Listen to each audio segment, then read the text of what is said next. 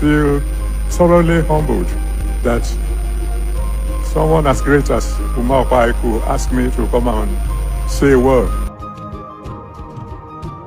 About UKPAI is maybe a different thing to different people.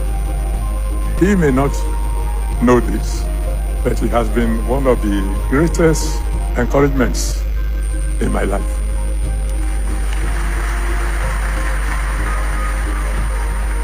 I met him for the first time more than 40 years ago when he came to Lagos for that wonderful crusade.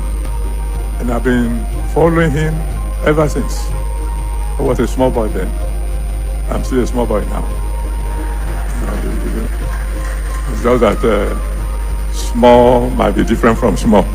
And I learned a great thing from him right from the very first time I met him. And that is that if you really want God to come down, you want God to be present in any of your programs, learn to worship God. I learned that from him. So if you see me kneeling down to worship God before I stand up here, I know that if I follow the footsteps of a great man like that, well, you know, there are things you say. You say, when you are young, and they say, who would you like to be like when you grow old? And then you mention somebody. I think when I grow a little older, I will want to be like UKPAI.